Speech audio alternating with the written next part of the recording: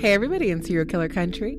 My name is Brittany Ransom. And my name is Brian Joyner. And this is When Killers Get Caught, a podcast devoted to deep dives into the lives and psyches of the killers we love to learn about. Each week we'll discuss something new and interesting in the serial killer world, and then we'll discuss one well-known or lesser-known killer, go deep into their childhood lives, methodology, and most importantly, how they got caught. And then, because most serial killer fans love a little spook, Brian will lead us down the road of the paranormal into something that he found to be particularly creepy this week. But before we get into that, now, we were supposed to watch the Mormon murder documentary this week on Netflix. Okay, but we watched 2 episodes. 2 out of 3 is not bad. We watched like an episode and a half. Okay, well, I watched 2 episodes. I did not watch the other half of the episode because there's a man on this documentary who has a soft, pillowy voice, and I go to sleep every time he starts talking. I'm sure there's something wrong with his throat. It has to be something like he just has a really soft, it's really nice voice. It's not bad. Yeah, no, it's not. It's just if I'm already tired and he starts talking, I'm like, oh, that sounds good, and then I'm out. It's like listen to Markiplier or you. Oh my God. So, because when I watched it during the daytime, I was like, oh, this is super interesting. So we're going to try and finish it by next week. And then we can give you our opinion on the fact that the Mormon religion is a trip. It is a real trip. I already told you this. It's a trip. I didn't even know it was a cult until about a month ago, until you were like, it is definitely a cult, Brittany. I'm like, no, this is just like spicy Christianity. No. And you were like, no. It's more like, okay, it's Mormonism is kind of like Scientology. Yes, which I did not. I totally pulled it up while we were on the phone, and it was like, was visited by an alien who gave him these. Okay, first of all, he's an angel. His name is Moroni. Sorry, visited by an angel who brought him these plates. No, it wasn't an angel. It was a white salamander. Hold on. Oh, right. That's what caused all the bombings. That someone insinuated that it was actually not an angel. It was a white salamander. And that made people really upset. And then like 4 people got blown up. So... But no, it was 3. I think 3 people got blown up, and then there was a potential for a 4th bomb to go off. There was another one that was going to go off, but the 3rd one, you got to watch the 2nd one because it explains everything. I missed about the one of first the episode. bombs. All right, then. You just got to look. You got to watch it. I will. Just not in the not late night. Can't do it. Okay. I'll fall right asleep. So instead, I guess the topical thing we're going to discuss this week is the Kendrick Johnson case that has been reopened. Yes. And for people who don't know, Kendrick Johnson was a teenager who was found dead inside of a vertically rolled up mat in the gymnasium of his high school in Valdosta, Georgia in 2013. A preliminary investigation autopsy concluded that it was an accidental death, and people said that he had crawled into the mat to seek, I guess a lot of the boys like to hide their stuff there instead of going to their lockers. Yeah, a lot of kids like to put their shoes or backpacks and stuff into these. Because this was a second gym, not the main gym where they did like gym class and stuff. Yeah. And they would store their stuff there because it was closer to their classes than their actual lockers. Exactly. And also, I guess the boys also shared shoes sometimes. So they would like share like an expensive pair of shoes, and they would drop the basketball shoes off at the gym and then put their regular shoes back on and go back to class. Yeah, I didn't know that was a thing. Listen, shoes are like $500. These fancy shoes are like $500. So I understand. Like, I guess I didn't have that many friends. So I didn't have friends to share shoes with when I was in high school. But regardless, after this happened, it was a big thing. A lot of people were like, how is this possible? I use the same kind of mats that they use at my job. We use them when we do gymnastics class with the kids. Right. And we're trying to figure out like how a 170-pound 17-year-old boy fit in that with no one being able to see him. And he was there for days, which also, the parents filed a wrongful death suit against 38 different people who worked at the school and the community for $100 million. They originally said like, this is definitely murder and y'all are pushing it under the rug. Yeah. I believe there's there are 2 students at the school who have family members who work for the feds.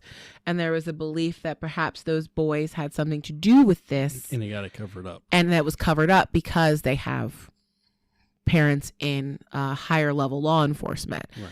But regardless, it's being looked into again because, I mean, we thought we had heard the last of it in 2016 when the Department of Justice said, we're not looking into this. It was an accidental death. Yeah, they said it was an accident. We're not looking into this. I mean, this was 8 years ago.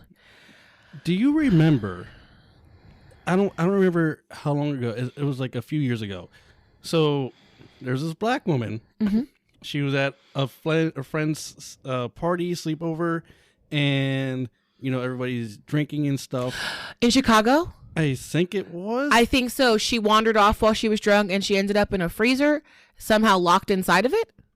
No, not that one. Oh, that one was weird. She was at like a hotel party, and she went off with somebody who we don't know who they are based on the cameras, and then like her mom called the police. They were like, oh, she hasn't been missing long enough. And days later, they were able to discover that she was on a floor where they were doing construction in a freezer. And I'm like, this is so suspicious. And where's this at? I think this happened in Chicago a couple years ago. Wow. Definitely in the past decade. This is another one of those weird. The one I'm talking about, I think it happened either in Florida or Texas. Okay. She was at a friend's party. You know, she's a co-worker of this friend, and she goes over to this like birthday party or something like that. And I forget the name. I forget her name. I apologize, but you know, she spends the night because, you know, they've been drinking and stuff. Right. Next morning, everybody in the house finds her out dead in the lawn, the front lawn of their condo or wherever. Was it cold or she was just dead? She was dead. Oh, wow. Yeah. So you haven't heard of that one? No, I don't remember that one. Oh, my goodness. And they said that was probably an accidental death because she probably fell off the balcony from the... It'd be really obvious if she had fallen off of the balcony. Yeah, I had to she look would this have up. Sustained several broken bones, some ligature marks. I think she didn't. There weren't a lot, and that's what made it like very confusing. Suspicious. Yeah. Yes. And I got to look it up and see who the heck this. Oh, goodness. But yeah, apparently the Newark County Sheriff says that the death, initially ruled an accident, should be investigated again. This is, I mean, his parents have never given up. I wouldn't. Of course, who would?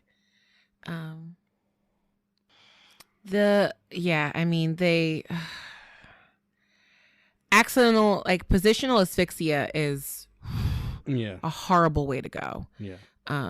And I guess I don't even understand like the way, like how were they storing their shoes inside of the mats? That doesn't even make any logical sense to me. If like I would have hidden them behind the mats, you know what I mean? Mm-hmm. And an autopsy conducted by an external pathologist that his family ordered said that he did also experience some blunt force trauma to his head, which is another thing that they believe made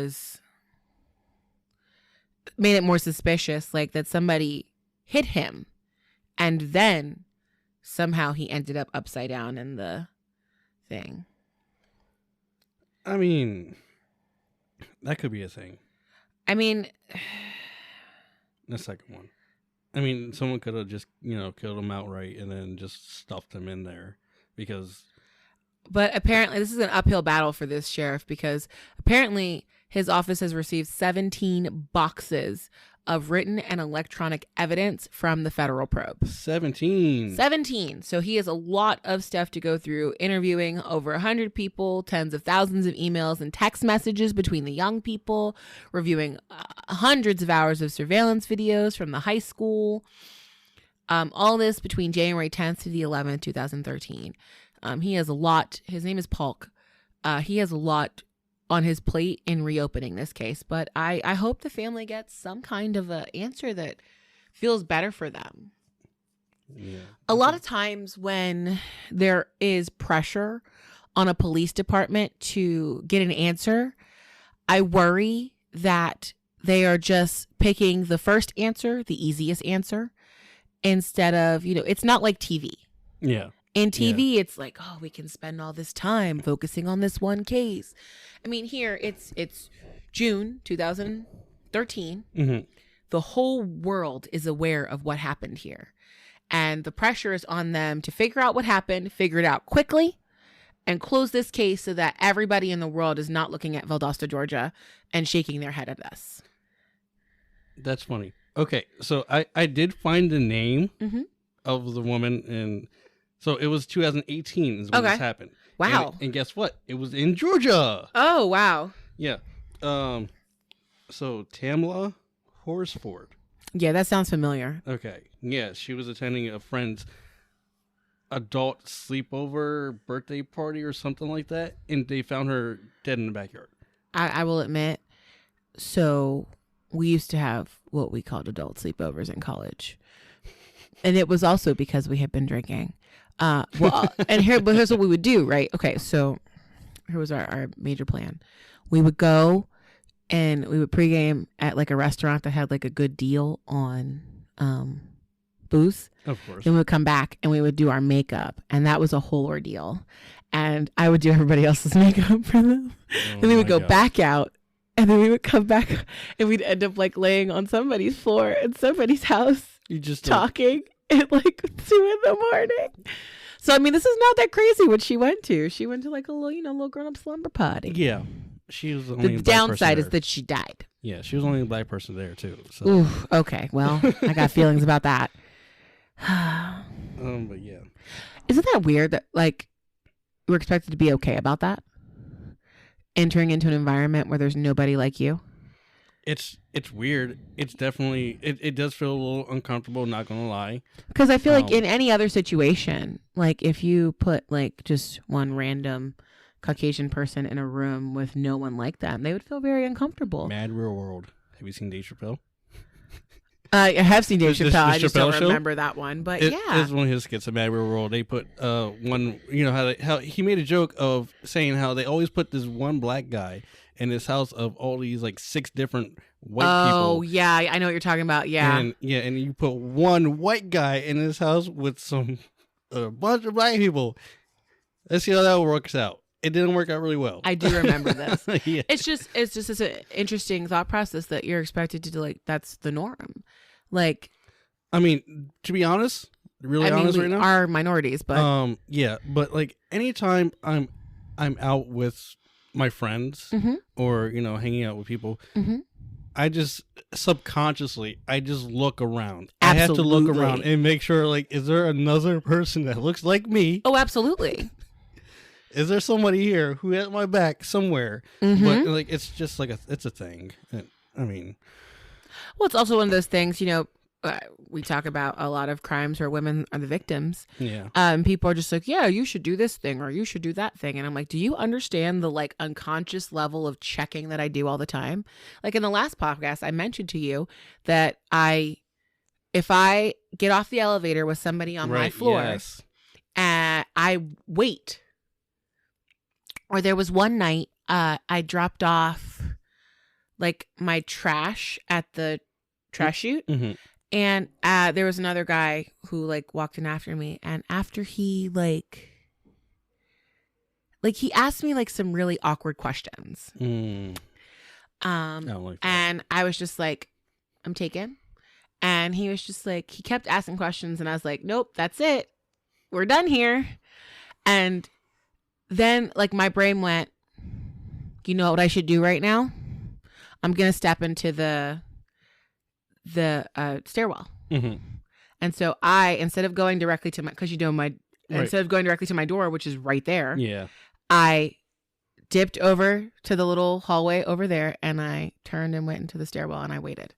And I was like, how long do I have to wait here to make sure that he has moved on? Because the last thing I want is for him to know where I live. Yeah. And that shit is... We already live on the same floor. I don't want him to know exactly what room I live in. Like what apartment I live in. So that's things that people don't recognize when they're a part of the dominant group. Like how much stuff you do to make sure you are in a good place. Right. Yeah. God. Ugh. You know, just subconscious stuff you grow up, you learn to do. Yeah, this is true. You know? Is true. Like, it's very dark outside right now. Daylight savings time's over, though. That's true, but I don't walk outside in the dark. This is really ever. I mean, look, okay, I'm gonna be honest again. When I'm walking from your apartment to my car, you're a little nervous. Just a little bit. It's very dark on some of those side streets, and I'm just like, where's my keys at? Let me find those real quick. Put those between my fingers. What, you need one of my self-defense keychains? Yes. Not lying. Oh my god. Well, I listen. I wish Sheriff Polk all the all good the feelings in the world. Good vibes to you, sir. Yeah, he's got a long investigation in front of him, and the thing is, no one's gonna be happy depending on the outcome of this. Yeah. Because if he finds out it was murder, then a whole nation will be enraged.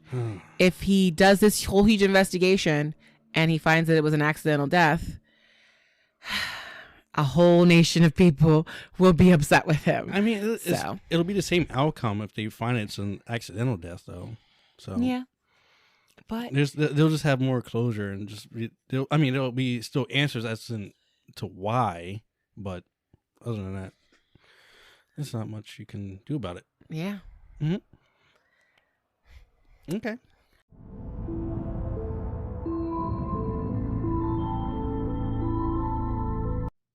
When Killers Get Caught is sponsored by the Magic Class Boutique. Now, why does that name sound so familiar? Well, it's because it's a business ran by our very own Brittany. That's right, the Magic Class Boutique is not only a black-owned business, it's a woman-owned as well. This is a jewelry company that makes some pretty awesome earrings, ranging from cute little sushis to spooky mermaid skeletons. There are even adorable self-defense keychains for those just-in-case moments. And introducing the Serial Collection. This set of earrings is based off of serial killers and the official merch for the podcast. This collection features everything a serial killer would need to pull off their crimes, from hunting knives at the beginning of their crimes to warden keys for when they eventually get caught. Check out themagicclasp.com today, where you can use our promo code CAUGHT to receive 15% off of your online order. That's THEMAGICCLASP.com and use promo code CAUGHT for 15% off. And make sure you tell Brittany that I sent you.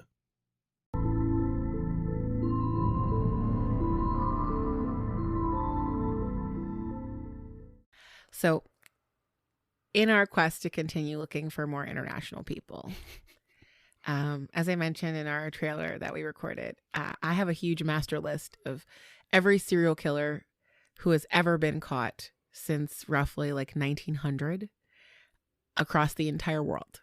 And they're organized by country. And then there's a whole subset of America because we have so many. But generally, the rest of them are organized by country. So it's just like, you know what? I haven't looked at India ever. Oh. So I started like typing in names. And when I typed in this woman's name, I came across a book called The Bandit Queen of India, an Indian woman's amazing journey from peasant to international legend. That's an awesome title. Right. And when you see a title like that, you gotta buy it. No matter what the story is about, you gotta buy it. Can't ignore it. And, you know, I expected to find a woman who was a hero, but actually she was kind of an anti-hero. Deadpool, go. And I'm not exactly bothered by the fact that she killed over 20 men. You will find out why as we journey into this tonight. Okay. Unlike my usual subject of serial killers, this woman, Phoolan Devi, qualifies more as like a spree killer / revenge killer. And this is a woman who went from being born a peasant to becoming a bandit, to a victim, to a killer, to an activist and politician. I'm here for the banditness. Oh, yeah. I'm very excited to tell her story because I'm not sure that too many people know about her. And just what a life. That's a real arc right there.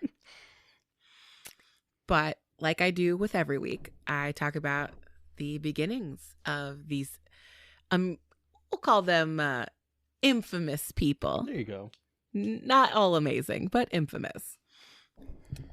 So Phoolan Devi was born August 10th, 1963, in a small village called Gura Kapura in Uttar Pradesh, which is, we would look at it like states. Okay. So different states in India. She was the fourth child of parents Debi Din and Mullah. She was born into the Mallan caste. The Mallan are traditional boatmen and fishermen tribes and communities in North and Northeast India, as well as Pakistan. For folks who don't know, India has operated in a social stratification system called a caste system since about 1500 BC. It is one of the world's oldest forms of social stratification and is based on people's work and their duty. Upper and lower castes, specifically in the area that I'm talking about today, lived in segregated colonies where they didn't even share water resources. And like many social systems like this, it offers privileges to the upper caste and sanctions and repression of the lower caste by the more privileged groups. Despite being criticized globally and also within India for being an unjust system, it's remained virtually unchanged, trapping people into this fixed social order where they can almost never escape. And the caste that Phoolan was born into, the Mallan caste, it's so low down in the totem pole that the only people like below her are referred to as the untouchables. Oh. They are seen as like kind of the scum of the earth. Oh. Yeah. So she was not the lowest, but pretty far down there. She was close. As a member of that lower caste, she was very, very poor. Her family had one asset, a 1-acre farm with a large old neem tree on it. It's a specific type of tree only grown in India, called neem. And her father's plan was to harvest the wood from that tree to be able to pay for a dowry for his several daughters to marry off. Really? Is it that like rare of a tree? It's not so much as that people need lumber. Okay. And they're all broke. He had actually inherited 15 acres from his parents when they died, but his brothers pretty much stole it from him. One of Phoolan's cousins, his name was Mayadin, was a very well-connected man and aided in that land thievery. Her uncle had been doing everything to slowly take this land away from the family. So when Phoolan was 10, she had had enough. Of course. She demanded that her father fight for the land as it was the only thing that the family had. But her dad didn't have much in the way of like socio-political capital. And he was honestly weary after a years-long fight with his family over this property. Her uncle had taken it over just through pure dishonesty. And it had left Phoolan's family in like more poverty than other people in their community. Oh. So Phoolan decides she's had enough. And she confronts her cousin Mayadin. So she begins publicly calling him a thief and attacking him when she sees him. Then she convinces her sister and some other girls from town to do a sit-in at the tree, the neem tree on their property. And this was like, it lasted for a significant period of time. Really? She's 10 years old, right? She's 10 years old. And she wouldn't leave when even some of the elders of the community tried to drag like the girls home. It only ended because Mayadin showed up and he hit her with a brick, knocking her unconscious. Dude, come on. Yeah, this is a weird blood feud that's going to continue on for quite some time. Oh my God. So after that event, Mayadin kind of stops for a little bit. At least publicly. Phoolan still hates his guts and refers to him as the thief whenever she can in public, which is not a good thing to be just yelling at someone in the streets. Even now. That they're a thief? I mean. Yes. But they're a thief, though. Yes, Mayadin was a thief. But, well, so for about a year, he kind of keeps his mouth shut. Nothing publicly is happening. But on the back end, he is finding a way to rid himself of Phoolan. Of the 10-year-old girl? Oh, Now she's 11. Yeah, this 11-year-old girl? Oh, my God. He finds a more well-off man who'd agree to take her as his bride. Her family accepted, as was the custom at the time. And this worked out for Maiden because this new husband didn't live very close to her family. The only problem is that he was in his 30s and Phoolan was 11. Mm-hmm. His name was Puri Lal. And in her autobiography, she calls him a man of very bad character, which I feel like she was being very kind. Yeah, I was going to say. In this description. I mean, a 30-year-old marrying an 11-year-old. I mean, yes. Yes. Yeah, Puri mistreated her from the beginning, sexually assaulting her and beating her from the start. And this was pretty rough because she's away from home like well over an hour. Like this wasn't a she could just walk home situation. Mm. She was hours away from home in a very rural area. She was isolated but she did try and run away from her husband several times. And every time she was returned back to him, he would beat her more savagely. Finally, she was returned to her family because her husband was like, she's too young for wifely duties. No shit. Why'd you marry her in the first place? Yeah. I have words to say, but I'm trying. Yeah, I knew you were gonna have feelings about this. But 3 years later, at 14, they return her to her husband. It's 1977. Mm. She kicked up a huge fuss this time. She protested, and her husband brought her back to her family's home. The problem was 1977, rural India. A wife leaving her husband in this manner is considered very taboo. And her community marked her as a social outcast almost immediately. So she's already one of these people of a lower caste.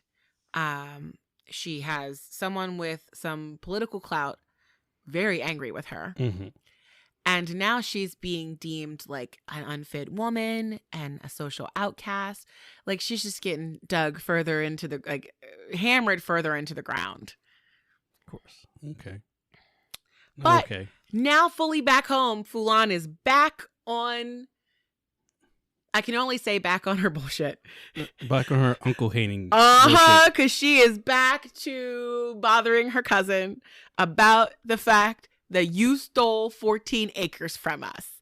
She will not let it go. She accuses him of stealing the land. She tries to take him to court on her own at 14 years old. Oh, wow. And she loses the case in 1979 when she's 16. What that case lasted 2 years though. Yo, listen. Phoolan was just like, as a child, a force to be reckoned with. Nice. So then Maiden comes up with a new plan. He calls some of his police buddies and he accuses Phoolan of stealing things from his house. She gets put in jail for 3 days where she is beaten and raped by guards in the prison. It was at this time in her life that she developed a bit of a hatred towards men. Understandable. Specifically men who abused women, and also a serious distrust of the justice system. Absolutely understandable. When she was released from prison, her family and community shunned her for being a thief, even though she never stole anything. And for a time in her life, she just felt really helpless. So before I get into what I can only refer to as the Bandit era of Phoolan's life, I have to give you some backstory here. In India, they have a different name for gangs. They call them the dacoit. And there's a long storied history about why they even exist in India. But they are a part of organized and sometimes disorganized crime in several areas of India, with some being very traditional gangs. They have protection schemes. They are just going around causing a ruckus. We have some that are very Robin Hood-esque. Oh, okay. Rob the rich, give to the poor. Yeah. Some of the Robin Hood ones would target wealthy people and then pay the medical bills or weddings of poor people. Oh, that's awesome. I love that. Other dacoit were like the mob in the 20s. They targeted businesses, offered protection, that sort of thing. Though the most common kind of dacoit actually kidnapped wealthy people and demanded ransom money from their wealthy relatives. I mean, they give them back though, right? If they got their money. Okay. Well, I mean, those are kind of Robin Hood-esque. A little bit. Just edgy Robin Hood. There you go. There's a bit of a dispute here in some of the text. So in Phoolan's book, she says that she was kidnapped by a dacoit gang. But in a different biography I looked at, they posed it as Phoolan walked away from her life with her family because there was nothing there for her anymore. But either way, she's 18. It's 1979, and now she's with this gang. The leader, his name is Babu Gujar, expresses a desire to rape her. But she has been offered protection by Vikram Malla, the second in command, who is of the same caste as her. Babu was of a higher caste, which is why he felt like he had the ability to just do whatever he wanted. Right. I'm gonna let you know this. I want to do this to you, and it might or may not he's just happen. like, just letting you know, like, yeah, you and me. I'm doing that later. Whether you want to do it, oh my god, I'm doing it. Ugh. Well, one night he comes to try and rape her, and Vikram kills him and assumes the position of being the new leader of the gang. Phoolan is like, this is awesome. Like, you really have my back. Thanks. Yup. And she's like, you know what? I have no problem becoming your second wife. Okay. She's like, listen, I'm good. Like, this is, you got to figure though, like, Vikram is probably the only man in her life who hasn't harmed or like seriously neglected her. Right. That's true. And he was honest with his word. He did protect her. Yeah. He said, listen, I got your back, honey. So, it's not that crazy that she would become emotionally attached to the only man who's really put up, like really fought for her. Yeah. Yeah. So to take that a step further, Phoolan tells him about her ex-husband. And he's like, what? So he brings the whole gang to the village where her ex-husband lived. Oh. They wreck the village. Phoolan walks into her prior home, stabs her ex-husband in the chest, and then drags his body out in front of all the other villagers, leaving him for dead on the side of the road as a warning to older men to leave young girls alone. Yes. Okay. I'm down with that. Also during this time, Vikram teaches her how to use a rifle, and she participated in some normal gang activities across Uttar Pradesh and Madhya Pradesh. Things like robbing higher caste villages, kidnapping upper caste landowners for ransom, train robberies. Oh. Okay. All sorts of fun gang activity. So wait, are they the Robin Hood type of gang or? I think they're kind of regular. Okay, they're just a gang. Got it. After every crime, Phoolan finds a Durga temple. That's one of Indian goddesses, Hindu goddesses, Durga. And she thanks the goddess for her protection. This was great. She's like, this is the best, 2 years in my life. Of course, things can't really go well for our heroine of the story. So 2 upper caste gang members named Shri Ram and Lala Ram decide to come back to the gang. They were 2 brothers who belonged to the Thakur caste. The Thakur are mostly small landowners. So essentially, these 2 were brothers born into landowner wealth. Mm-hmm.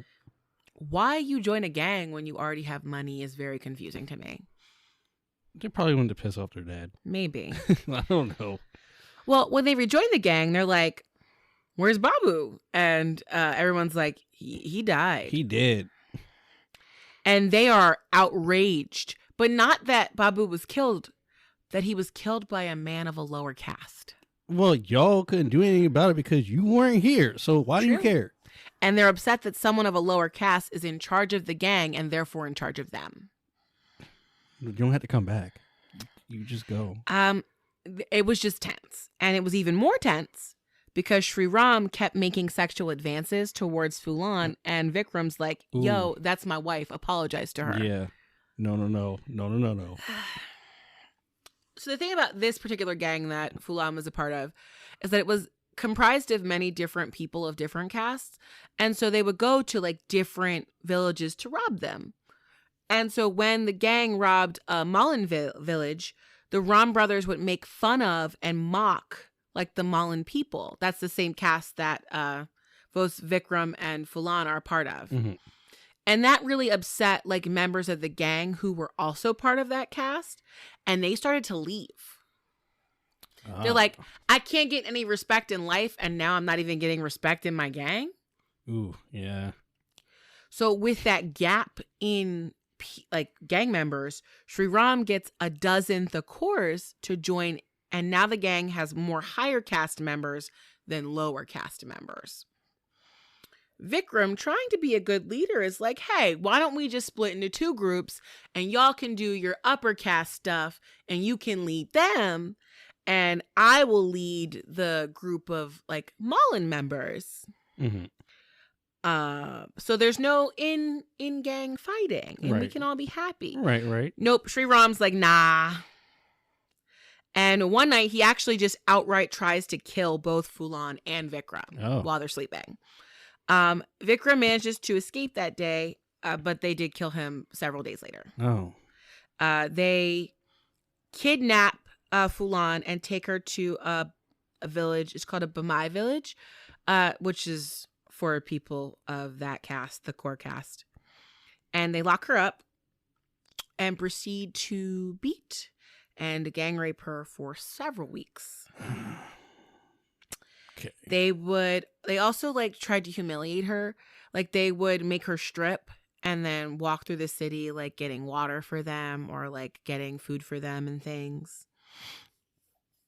After about 3 weeks of this, she manages to escape with 2 of the other Malin gang members from Vikram's gang and another lower caste villager who helped her out. Okay.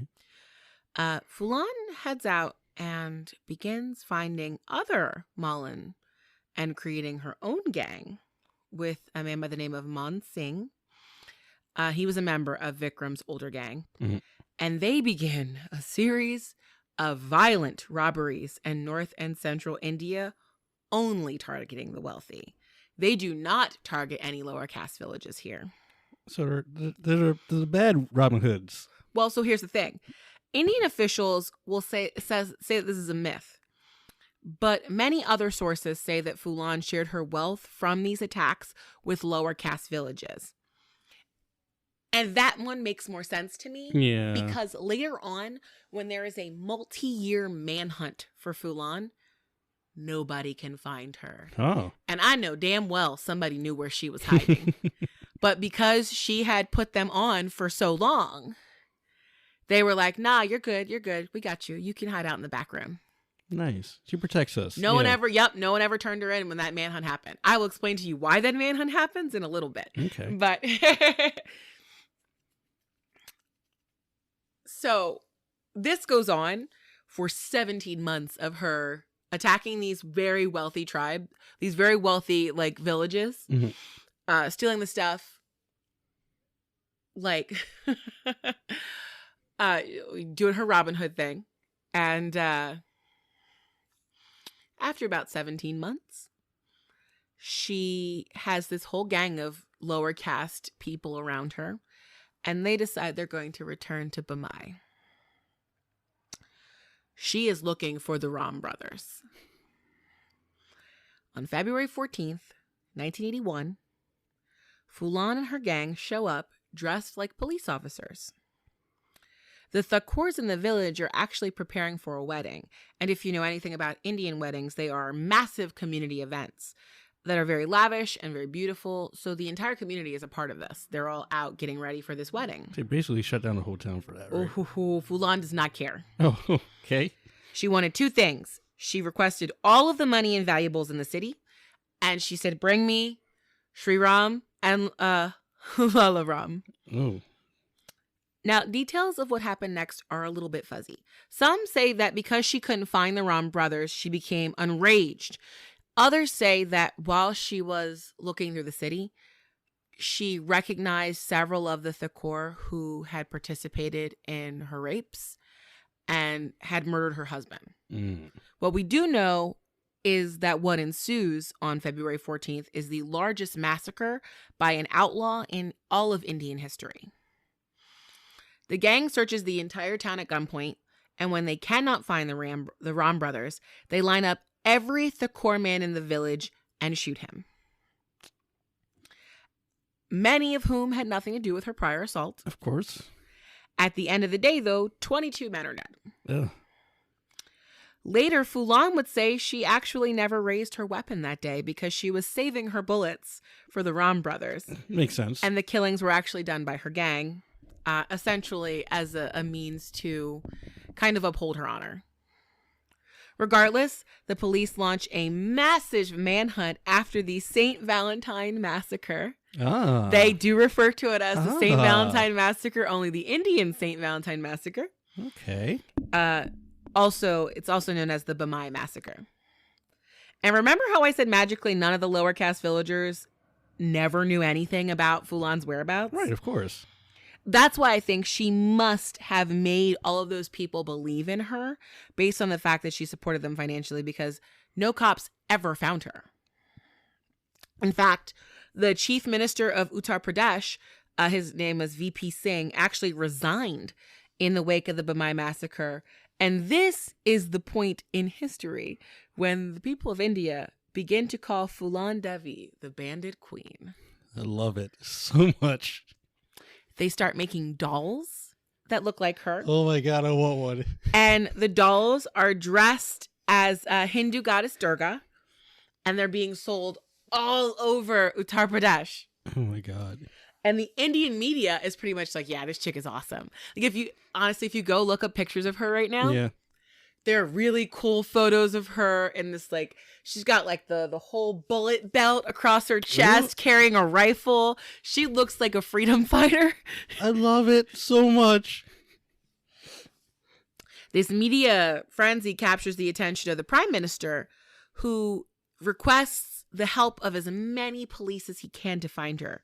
We're talking thousands of police have come to Uttar Pradesh to find her. They request the help of several different rival gangs who want to kill her to try and find her. And the reason why there was this political push here is because Phoolan had upset the social order of India. She was from one of the lowest castes, and she had threatened higher caste people, humiliated them, and even if she was just a small town girl with a really tiny gang beside her, she was giving the lower caste people hope that they could rise up. And she was a threat to the upper caste. How dare she? Mm-hmm. It's interesting because when you look at other materials, upper caste people write about her as if she is this ruthless villain who murdered a man on his wedding day. But for millions of the untouchables in India, Phoolan is this badass, gunslinging, bandana-wearing outlaw who is a goddess among humans. I love it. I love it so much. So by 1983, this manhunt's been going on for 2 years. The police cannot find her. The rival gangs cannot find her. The bandit queen is elusive. But for Phoolan, she is exhausted. I imagine. I'm not running around. She's 30 years old, but she feels much older than her time. Many of the people who have been riding with her throughout this process now, roughly almost 4 years, a lot of them are dead or they're just exhausted. So she reaches out to a Gandhian peace activist who reached out on her behalf to the government, and they negotiate a surrender. She agrees. She'll surrender February 1983, but I have some conditions. Of course. First, she says, I don't trust any police or politician in Uttar Pradesh. So I'm going to surrender myself to the Madhya Pradesh police, which is nearby state. Mm-hmm. Then she says, I will only lay down my guns in front of a picture of Mahatma Gandhi and Goddess Durga, not the police. There you go. Then she tells them, you can have my surrender if death penalty is off the table. None of my gang members will be jailed for longer than 8 years. I want the plot of land that my uncle stole returned to my family. She's still on that. Oh my God. It's been 15 years. It's been what? How many years? She said she's 30, right? No, I think, wait. So wait, it's 1983 and she was born in. Oh God. 1963. No, she's actually, so it's 20. She's 20 years old. She's 20. This has been like okay. 10 years. Okay. I mean, that grudge. This is 10 years. It's been 10 years. Oh my God. I had the wrong number in my notes. I'm sorry, y'all. She's 20 years old. It's been 10 years. And she's like, I want the plot of land that my uncle stole from my family returned. Right now. And you can have me. Go right ahead. And then she says, my brother needs a job, so get him a job in the government. He needs to provide for his family. Oh. I love it. Oh my God. She's my this is one of the best stories I've ever read. Like, she could be like one of my heroes. Oh my God. Like, India made a movie about her and she actually hated it. And she like threatened to harm herself in public if they didn't remove it. Oh, damn. They ended up giving her a settlement over it. But like, I feel like we should do a modern movie about her. Definitely. Oh my God. Not like a Bollywood. Like, there shouldn't be any dancing and singing in this film. No. This needs to be like a real hardcore tale. Oh, yeah. Oh my God. I'd love to see that. Absolutely. Like, what a... Just listen. But either way, considering the government hasn't caught her, they're like, fine, whatever. We'll give you what you asked for. So finally, after 10 years and many bodies and her humiliating wealthy people and I just love it. Stealing from the rich and giving to the poor, she manages to get the whole 15 acres her father desires. Thank you. Returned to him. Good job. Good job. So the Gandhian peace activist lets a police chief know where she is. He arrives at their hiding place, which is in the Chambal ravines. He meets her and the gangmates, and they walk to the city of Bind. There is a crowd of roughly 10,000 people and 300 unarmed police officers, and the chief minister of Madhya Pradesh, his name is Arjun Singh. And they all watch her as she puts down her guns in front of two gigantic portraits of Gandhi and the goddess Durga. And then they all surrender themselves. I fucking love this so much. And this is where a real big circus starts. Oh, no. Come on. Phoolan gets charged with a total of 48 crimes. 30 of them are dacoity, which is just straight banditry. Things she did while she was leading the gang. You said 30 of them? 30 charges. Okay. She also gets charged with kidnapping. And the wheels of justice seem to be working, but they grind to a halt. Now that Phoolan is in prison, the former Thakur gang members and all of her other enemies begin filing cases against her, requesting trial after trial that keep her original case from being ever handled. It was like they found a weird loophole where they could keep her in the system as long as another rich Thakur popped up and charged her with something ridiculous. I hate them now. And the problem is, even though her family had gotten their land back, they didn't really have money for proper legal representation. And the prime minister, actually, Indira Gandhi, had been assassinated shortly after her capture. So the whole government was going through a new process of new people being in power and things of that nature. And this continues. Now, mind you, she surrendered herself in 1983. Mm-hmm. This goes on for 11 years with her being in a legal, I don't know, what would you call it? Purgatory almost. Yeah. And then in 1994, a new prime minister gets elected who is also of a lower caste. And he just goes, this is absolutely ridiculous that y'all are still doing this. And he actually just outright pardons her. Yes. He says, screw it. Yes. She did nothing wrong. Fantastic. Release Phoolan. I love this. This. Wait, this is a murder story? It is. Because I love this so much. She did kill like 22 people. Yeah, but these are men, right? Yes. Okay. I mean, what? I love this so much. Okay.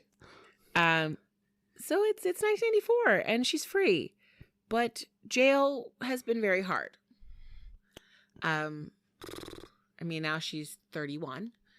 But she finds that as she's been released back into Indian society, she's still very much a beloved figure among the masses. It's almost a little bit of a the reason why, when she said she called herself an international legend, there was a lot of legend and awe about her at this point. Mm. And she thinks about it for those next 2 years, and then she decides, well, what I'm going to do with all of this social capital I've somehow earned over the last 10 years is I'm going to run for parliament. And she runs on the platform of speaking for the untouchables and for women. There you go. Yes. Because women have very little political representation. Actually, and she wins in that 1996 election. And after she was elected, she gets interviewed by a Western journalist who talks to her about, the fact that she was sexually assaulted. And This is what she said. It's a direct quote. "You can call it rape in your fancy language. Do you have any idea what it's like to live in a village in India? What you call rape, that kind of thing happens to poor women in the villages every day. It is assumed that the daughters of the poor are for the use of the rich. They assume that we're their property. In the villages, the poor have no toilets, so we must go to the fields, and the moment we arrive, the rich lay us there. We can't cut the grass or tend to our crops without being accosted by them. We are the property of the rich. They wouldn't let us live in peace. You will never understand what kind of humiliation that is. If they wanted to rape us, molest us, and our families objected, then they'd rape us in front of our families."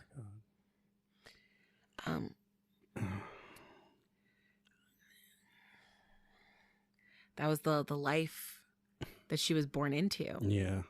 And unfortunately, in certain rural areas of India, even today, that is stuff that happens. Obviously, not all of it. A huge section of India is very tech savvy. People have very advanced degrees, huge science, but it's a country where you have huge cities with technological leaps and advancements, and then you have rural cities that are very, very small, way out in the middle of nowhere. Right. Where there's very little protection. There isn't even a police department in some of these small villages. Oh. So it becomes the will of the people. Mm-hmm. I believe I remember a couple years ago reading a story about a woman who was sexually assaulted, and she beheaded the man who raped her, and she walked into the town, the center of town, holding his head and being like, "Here you go. This is my honor." And she threw his head in the middle of town. She did get apprehended, but I still applaud her. Right. Absolutely. Hey. She got arrested for murder, but I'm like, really? She defended herself. Exactly. Should have stayed out of my hut. Is that a pun? No, I'm just saying you should have stayed out of my hut. Okay. I was about to say, I'm the pun maker around here. I was going to say, I don't make puns. That's you. But, Phoolan had a very solid social justice philosophy, actually. She believed in Gandhi, Buddha, Jesus, Durga, and a man by the name of Bhimrao Ambedkar. He was an Indian politician who campaigned for social reform, and he also campaigned against discrimination of the untouchables as well. She lost her seat in Parliament in 98 and then got it right back a year later. Nice. She lived in a modest home, and she did get married again. Strangely enough, she did meet somebody whose ideals lined up with hers and supported her in her political career. Okay. Now, I hate the way you're speaking because it sounds like you're talking in the past tense. Like she's not around anymore. Because she isn't, and we're getting into that point now. Uh-huh. Phoolan was never unaware that she had many, many enemies. She had a dog at home. She had guards who accompanied her whenever she left her house. She wore a bulletproof vest anytime she left home. And she carried an Enfield rifle and a bandolier full of ammo on her at all times. But unfortunately, you can't hide forever. And she not only had the core enemies still from the Bamai massacre, but she had gained new enemies as a politician because of her political views that lower caste Indian citizens deserved rights too. On July 26, 2001, at the age of 37, 3 masked gunmen attacked Phoolan outside of her bungalow in Delhi, India. Mm-hmm. She was hit 9 times in the head, chest, shoulders, and right arm. Her personal security guard did his best returning fire, taking several shots to the chest and arm as well. He did a good job, though, because the gunman actually abandoned their car, so he must have shot something on it to make it stop. Right. And they got on an auto rickshaw and kept going. They had a plan. They had a plan A and they had a plan B for if the car got destroyed in the process. Mm-hmm. The police later recovered a Webley and Scott pistol, several improvised, homemade firearms in their car, several revolvers, 9 empty rounds, and 15 live rounds, which proved that the shots came from the car. Okay. They were hiding within the car to shoot her. She was rushed to the Ram Manohar Lohia Hospital, but she was pronounced dead on arrival. And the prime suspect was a man by the name of Sher Singh Rana, and he did eventually surrender himself to the police. He claimed that this was revenge for the Bamai massacre and was sentenced to life in prison August of 2014. Which also lets you because remember, this happened in 2001. Yeah. It took 13 years to get him to trial. Oh my God. It was a violent death for a woman whose life was full of violence. Yeah. It almost seems kind of balanced, but still very wrong. Now I'm sad. Yeah. She lived in a really ruthless time that called for lawlessness. Yeah. She single-handedly gave the middle finger to one of the oldest stratification systems in existence by herself, suffering repeatedly in the process. It's kind of interesting. As I was writing this, I was just thinking about that line from Pulp Fiction that Sam Jackson says. I will strike down upon thee with great vengeance and furious anger those who would attempt to poison and destroy my brothers.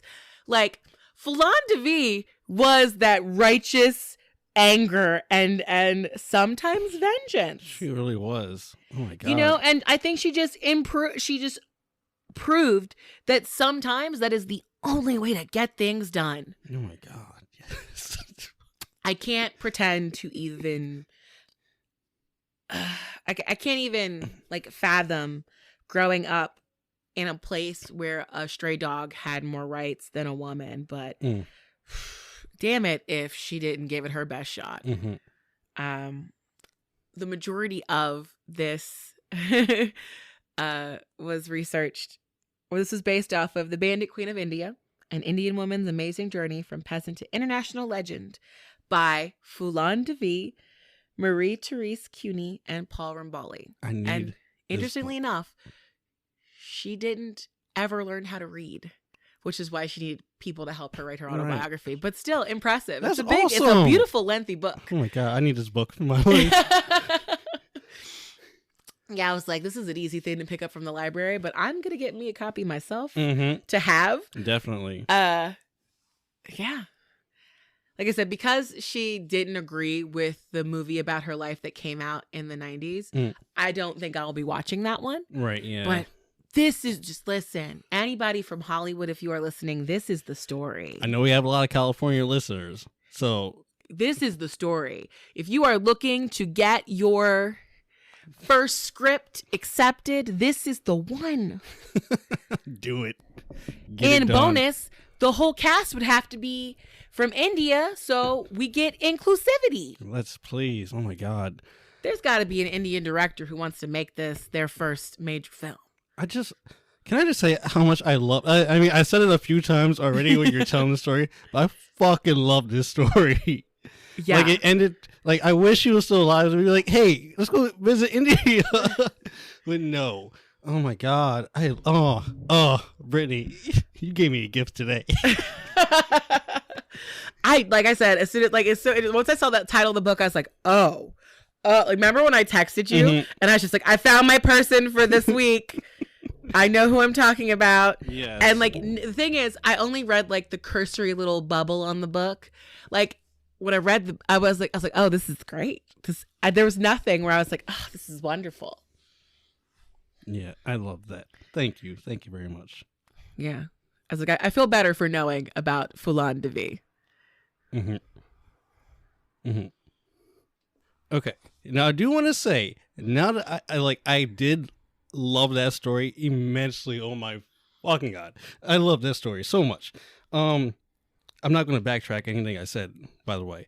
I just want to say that to any of the men that are listening, I'm not sorry, but if you assault a woman and you expect no consequences to happen to you, or like you expect no repercussions from your actions, and you know what? The only downside is that I couldn't find out what happened to the Ram brothers. Yeah, where did y'all go? I hope they because died. Phoolan was looking for you. She was ready. She had a bullet with your name on it. She had 2 bullets, by the way. 2 bullets with your names on it. I was looking. I was like, where'd these 2 guys go? They just disappeared into the history books. But yeah, I advocate for. What would you say? What would you call this? Treat women like they're people. Please. Oh yeah, not like they're less than you. Like if you're a man, you're male, whatever. Well, what's the interesting thing is that we look at a place like India or like rural India where some of these things happen, or even 30 years ago, what happened to Phoolan Devi. And of course, I'm sure there will people who listen to this and they will go, oh, well, we're so much better than that. No, the fuck you're not. No, the fuck we're not. We're not. We're not. We're count to 10. 2 women have been sexually assaulted in America. Oh my God. Women or children. That's how rampant it is. It's just not. Nobody I guess it's a thing that's hidden. Yeah, a lot of it is. Yeah. Yeah. And also it's a thing that's shameful for the person that it happens to. We're still not in a place where people can be honest about their sexual assaults. Exactly. And it's like, if you bring it up in the court, oh yeah, you don't remember all this stuff, you're obviously lying. No, it's because I was drugged. Okay. Or there's other situations there's been situations that I've been involved in where it could have been that. Mm-hmm. And no one wants to discuss that there's trauma related to. Well, I'll just be honest, because that's kind of where we are. And this is the environment that we've created. I had a friend who I knew from college, and I had an apartment in Philadelphia. This was years later. And he was a lawyer, and he would get drunk sometimes. And I had an extra bedroom in my apartment. Mm-hmm. And sometimes my other roommate would be there. One of the girls had moved out. And so I had a guy roommate, and it was just me. And sometimes he wouldn't be there. But either way, I would let him use the extra room. Multiple times. This happened loads of times. And then one night, brought him in, he's drunk, let him sleep on that leftover mattress that had been there from our old roommate. Mm-hmm. And I looked up, and he was standing in my doorway, and he was butt naked. Oh no. And he kept trying to climb into my bed with me. And when I was like, whoa, he was just like, no, come on. And I have a very vivid memory of me kicking him in the junk in the middle of the dark. And then I also remember saying to him, one of us is going to die tonight if you keep going this route. Mm-hmm. And he stopped, and he thought about it, and he left. He slammed my door, in which I immediately locked it. He went back to the other room, I guess, and got dressed. And then he went downstairs, and it was like a walkway down to get to the door to the apartment. Right, and he slammed that door too. And then I ran downstairs, and I locked that door, and I put the slide lock on it. And I texted some of our mutual friends, and I was like, he crossed the line. We're not friends anymore. Don't talk to me about him. in a weird sort of kind of hilarious situation that happened. I got invited to a party that he was going to be at, and it was, mutual friends. And I just said, is so-and-so going to be there? And my friend was like, yeah. And I was like, yeah, I won't be coming. And she's like, what happened between you two? And I was just like, he crossed the line. He violated a barrier for me, and I just don't want to be around him ever again. Right. Now, a lot of people will say, hey, why didn't you? That was an attempted assault. And I'm like, because what's anybody going to do? Nothing actually happened. That's another barrier we have in the States. No one was going to take that seriously. It was just, a drunk guy trying to climb in my bed. But here's where his intention was real. Because he went to that party, and my friend, being the nosy person that she is, was just like, what happened between you and Brittany? And he was just like, oh, what did she say? That I tried to rape her or something? And everyone at the party was like, no, but did you? Obviously you fucking did. So he very much outed himself to my friend group in that regard. And then everybody stopped talking to him too. But that let me know that was the intention. Because in my head, you think about that as somebody who's through a situation, maybe he didn't, mean that. Maybe he was just drunk or whatever. Nah, he knew what he was doing. Yeah. The whole time. Okay. Maybe even before then. Maybe that there was a slow plan to slowly work his way up to what he did. You know what I mean? And so but everybody I know has a story like this. So we can't look at any other culture and point fingers and say they're worse than us. Everybody I know has a story like this. Yeah, I'm not saying that India's worse or anywhere. No, else I'm just is saying worse. to the people listening, please don't. Oh yeah, no. I'm saying every man in the world, or every woman in the world has a story like this. Yeah, so many people of all genders, of all ages. Working in education, we do a fair amount of training on child sexual assault, and it is very rampant within American society. I believe the current number is 25% of all children before the ages of 18 will be assaulted, and that's the lowest it's been in 50 years. It used to be worse. It gives me no hope. I hate that. Almost no hope for the. Oh God. So this is the world that we live in, and we have to make. Yeah, and the best choices and do the best for ourselves that we can, but. And please. This is why I can't feel bad for anybody who's been a victim of any of these sort of things. If you've watched the TikTok and you've heard me say that I empathize with Eileen Wuornos, that's why. Absolutely. Because I and so many of the people who I know and care about have been in positions like that. I cannot, I understand that not all of the people she killed were rapists, but the first one was. Mm-hmm. And the other ones were people who were treating her like that one. So, it wasn't a short line for them to cross if she let them cross that line. Yeah. So yeah, I will always Phoolan Devi, Eileen Wuornos, other women who avenge their assaults. You got my support. Absolutely, mine too. That's why I love this story.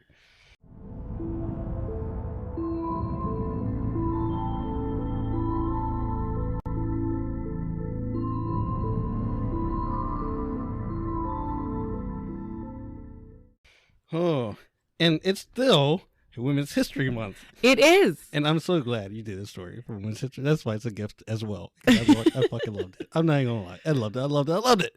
All right. So now, I guess we're getting into my part of this segment. Okay. Well, this week and next week, and hopefully not any longer than that, I'm going to try to keep it down to these 2 episodes. Okay. Because there's a lot I want to talk about, but then I'm like, I don't know how much I want to stress this out to. So, I'll be talking about something that no one asked for. But guess what? You're going to get it. What did no one ask for? All right. Talking about the paranormal investigators, the beautiful couple, Ed and Lorraine Warren. I love Lorraine Warren. Yes. So much. Oh, it was so sad when she finally passed. She passed last year. I know. Listen, it's always been about Lorraine for me. By the time I even learned who she was, her husband was already gone. But,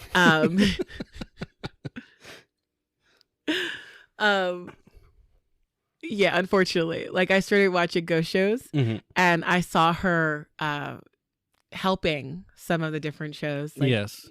using her abilities there. So, and then I was like, wait a second, that sounds familiar. And then I realized that I had read the Amityville Horror books. And so I already knew them. I just didn't make the connection until I was a little older. Okay. Well, I wanted to just talk about Lorraine, of course. But wonderful. You can't talk about one. This is great without because talking about the other. I gave you a gift and now you are giving me a gift. Yes. Of my favorite paranormal couple. There we go. So yeah. So you can't talk about one without talking about the other. So I'll be talking about them both in this two-part episode. Possibly 2 parts. Hopefully not anymore. I'm going to try to keep it down to 2 parts. So I'm still going to try to focus on Lorraine for the most part of this though.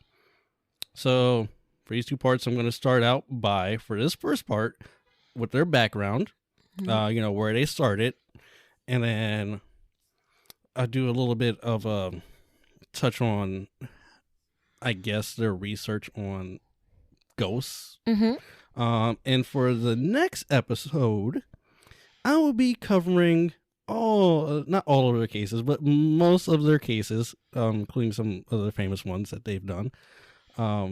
Annabelle in Amityville Horror, Amityville as well. But the real Annabelle, not the crappy story in the movie. No, not that one. No, we're not doing Conjuring. The Conjuring is a real story, okay, but yeah. the Annabelle doll is different from how they portray. Well, correction. They portrayed Annabelle correctly in the Conjuring story. It's the subsequent sequels that have nothing to do with the original. The spin-off sequel that they got.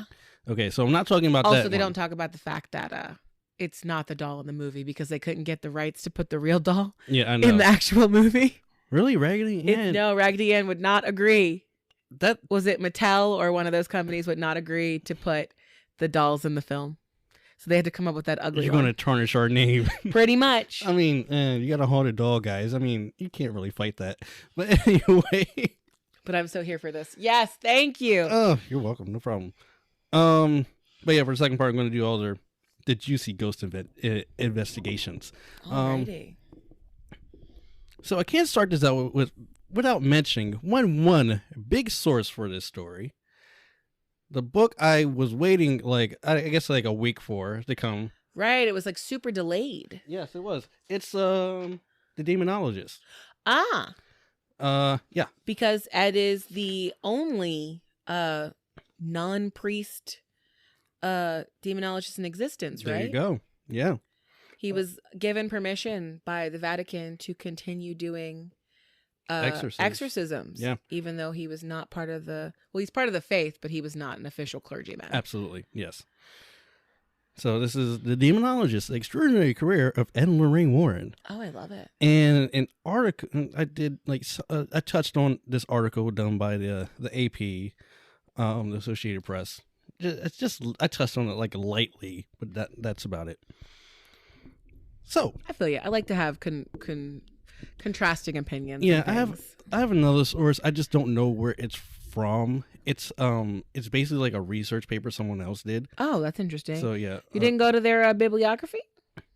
I do that sometimes. The person that wrote this, when people write little things, I look up their bibliography and then I go to their book. Oh no! It's an actual Okay, so like a thesis. Yeah, so the name of this, I guess it's a whatever you want to call it. it's a internet thing. It's called 50 Years of Ghost Hunting and Research with the Warrens. So I'm pretty sure you could look that up on Google and it'll take you right to this page. So the interview is done by Jeff Belanger. Mm-hmm. Belanger. That sounds familiar too. Okay. So there you go. All right. So let's start this little ride I got for you guys. So Lorraine Warren, born Lorraine Rita Warren, she was born on January 31st in 1927. Ed Warren was born on September 7th, 1926. They're both born in Bridgeport, Connecticut. So Lorraine, born with the power of clairvoyance, she discovered at an early age that she was different from other children. At the age of 12, she found out how different she was. So, on one Arbor Day she was at an all girls private school. Oh, okay. They're planting a sapling, and Lorraine, she's like, they're planting a sapling. All the other girls are like looking, and as a sapling being planted, and Lorraine, she's actually looking up, and in the tree. Yes, she's looking up into the sky, and one of the nuns noticed her looking up, and they're like, Lorraine, what are you looking at? And she's like, I'm looking at this tree right here. And there was no tree there, it was just a sapling. So she was... Oh, wait, she's looking at the ghost of a tree? She's looking at the future of the tree. Oh, okay. Yes. Oh, see, I always thought of her as a medium. She has a whole different set of skills I never realized. She's clairvoyant. So, I mean, I guess you call her, like, I guess it's two separate things. Yeah. I guess I should explain. Well, because on the ghost shows, they want her to look into the past. Yeah. But she can see. But yeah, clairvoyance is the future. Yeah. So she has the ability to see both. Mm-hmm. Oh, goodness. Yeah. I didn't realize. Yeah. So, yeah, I wrote this little joke, but never mind. But yeah, the number's like, what you looking at, kid? And Lorraine's like, tree, duh. And the nun goes like, Lorraine, use Future Sight? Like a Pokemon? Oh my gosh. And Lorraine goes, super effective.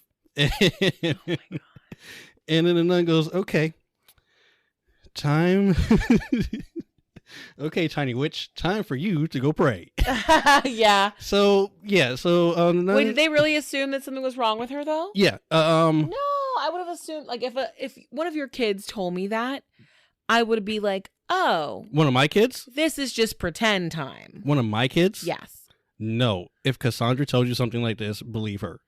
Yeah, but Cassandra sees beings, not a future tree.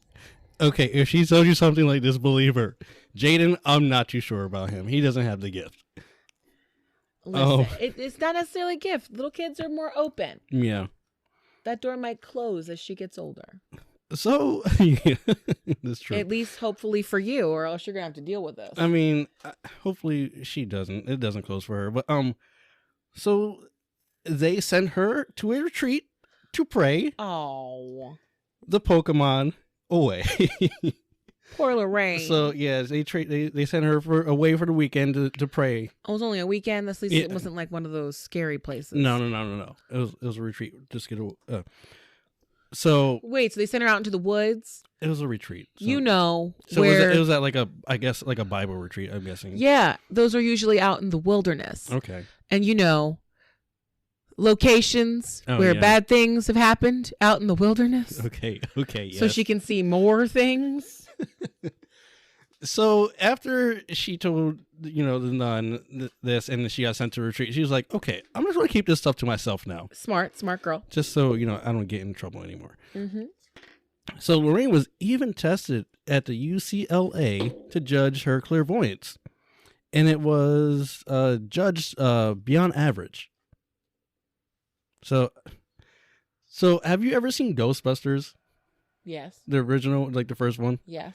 Okay, do you remember like in like the first scene, Venkman's he's testing these two students for like clairvoyance? Yes. Like, okay, and he's But like, isn't he using like a machine? he's using like okay, so what he does, he's holding up a card to himself and he's asking them what do you see behind this card? Right. And so I've actually seen that done multiple times on the internet. Oh, really? I just thought they were making fun of, they were like doing the movie thing. I mean, probably. But if that's actually like the way they test clairvoyance, that's interesting. So, and then like he would give like a shock to if you got it wrong. Mm-hmm. And the guy, so it's a guy and a girl, and the guy, he like freaks out. He's like, "What are you even doing here?" And he's like, "Whoa, sir, I'm testing to see if negative reinforcement affects clairvoyance."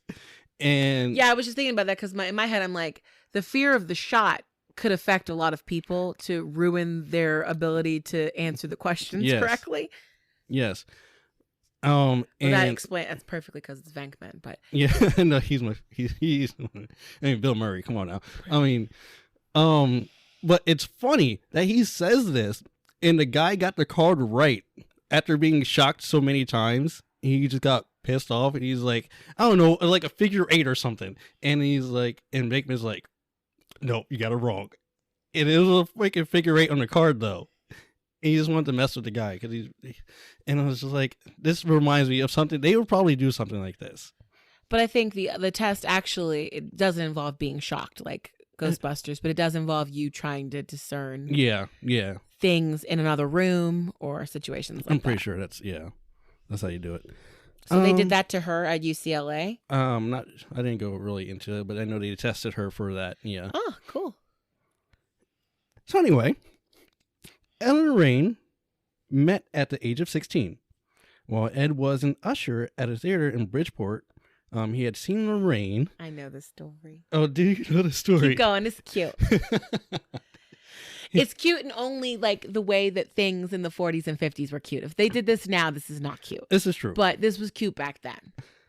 So he had seen her and her mom coming to the theater every Wednesday night. Mm-hmm. Ed started talking to her and they became friends. Mm-hmm. And one night when he walks her home, he basically just asks her out, and I guess you could say it's history from there. Yeah, it would be unheard of now that like the guy you randomly buy popcorn from, you allow to walk you home from the movies. Like that would never happen now, but isn't it adorable? I mean, you could be friends with them. You could talk to them nicely and stuff like that. You talk to people nicely, but I have what I refer to as real relationships and people who are doing things for you relationships. So like if I take an Uber, I talk to the Uber driver and I'm super nice to them. But as soon as I get out of the car, that relationship is over. Oh my God. You just remind me of that freaking DoorDash thing. Oh yeah, that DoorDash left you? Yeah. No, they left the food on the front of the in front of the garage. No, garage. No, I'm talking about something else. But oh, you mean that guy who like called the lady up the next day and was like, "Hey, you've been in my mind." Yeah, exactly. Like, oh my God, no, dude. It's just like the man hater episode. I'm not sorry. Anyway, let's go back to talking about our lovely couple. All right. So Ed, his childhood was different. So he grew up in a haunted house from the ages of 5 to 12. Same house. Like he started seeing ghosts at the age of 5. Oh no. Yep. That's when it happens. Yep. So he had a landlady that died. And a year later, late at night, he was in, I guess, his room. Everything's dark and stuff. Mm-hmm. His closet door starts opening up. And it's always the closet. Why y'all can't leave these children alone? Like I told you, did I tell you about that? Yes, it's always the closet. It's the closet in your house too. Yes. No, for me, I mean my story with the closet. Well, you have a closet story too? Yeah. I was talking about Cassandra saying that there was somebody in her mother's closet. No. I'm talking about like at our old house, old house. Where my grandma died in. And it was a room she died in. and we would share that room. And like some nights, the closet door, you could hear it just creaking open, nice and slowly, and opening. I just have to imagine that there's just ghosts who are trying to like figure out their powers, and they're just like, I'm gonna get this door open, and they're just trying so hard, and it goes creak, and they're like, yes, I'm finally getting my ghost powers. Because like, why are they all messing with the doors? I just think my grandma was just messing with us. Leave us alone. We're trying to sleep. She liked to pick on all of us. So that I'm pretty sure that's what she was doing. But so his closet door opens, and at first he sees a ghost orb light thing. Right. Yeah. And it starts to slowly like get a human form. Oh. It starts turning into something. And it becomes this landlady who had died a year before. Did she say something? So, no, she didn't say anything, but... Tell your mom to fix the pipes. But while she was alive, she didn't really like kids. Aw, dang it. So, but she didn't do anything to him. She just had like... The aggressively child-free strike again. Her resting bee face on the whole time that he saw her. Mm-hmm. And when she was a ghost, she had the same face on. Aww. And so... Did he tell anybody? Yeah. So he sees her, and she looks grumpy, like she always does, and then she disappears. Mm-hmm. Now, he goes and tells his dad this, and his dad told him, never tell anybody about it again. Oh. So his dad was very devout. So yeah, it kind of makes sense. So is that how he got more into the church then? Yeah. I mean, yeah, he grew up church boy. Either way, Ed and Lorraine, they got married at the age of 18. God. 18 years old. Well, he was in the Navy. Yeah, I thought so. I saw their picture. Yep. They also had a daughter. I think it was, yeah. They have a daughter. Well, yeah, they have a daughter. And I believe her husband is the one who runs the museum now. There you go. I think the daughter doesn't have anything to do with it, but her husband does. Because when that whole Annabelle's escaped meme happened on the internet last year, he was the one who like had to like make a YouTube video and be like, she's still here. Yeah. She didn't go anywhere, y'all. I don't know where this came from, but Annabelle's where she always is. Oh my God. Sorry.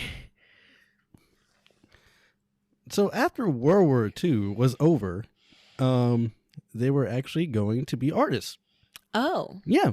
Did you know that? I did not know that was their original vocation. Yeah. They did this for 5 years, actually. Now I want to look up and see if they did anything good. So they painted. What did they paint? Churchy stuff. Ghosty stuff? Close.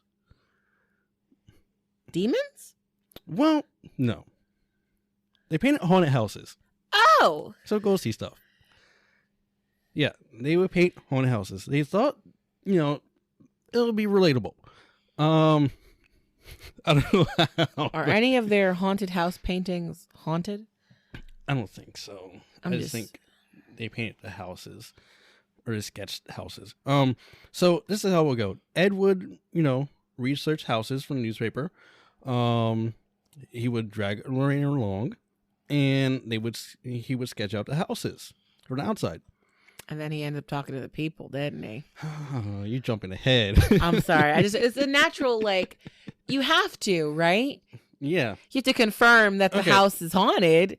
So what he would do is the people, the owners of the house, they would be looking out the windows like, what are y'all doing? What are these teenagers doing outside of our house? Are you casing this joint? I was about to say, are you casing our house right now? And so, either Ed or Lorraine or both of them, they would go up to the door, knock on the door, show them the sketch, and, tell them what they were doing. And then they would ask for more information about the haunting. Okay. I was wondering I was like, they have to confirm the haunting, don't they? Yeah. So they would, exchange the sketch that they drew for, information about, the haunting in the house. And if the haunting was particularly interesting, they would definitely paint the house and then, investigate it a little bit. Write down the story, probably. Yeah, exactly. So they could add it to their collection. Oh. So in the beginning, Lorraine was basically a skeptic. Like, she had no experience with ghosts or hauntings. Oh, so at this point, she's only experiencing clairvoyance. Yes. Not medium. No, not ghostly stuff. Interesting. Mm-hmm. I assumed that the way that she was by the time, I saw her on TV or, read her stuff, that's how she'd always been. I mean, this is teenager now, so, I imagine like everything else in life, your abilities develop and deepen as you age. Yeah. Now, they did get, her clairvoyance did get stronger as they were researching houses and, going more in depth with the ghost stuff and the spirit stuff, or hauntings. But so she is like, listen, I can see the future. I don't know about this ghost thing. I enjoy drawing. Yeah. So when does it become real for her? I'm getting to that. Now, Ed, on the other hand, he was down a clown, so to say.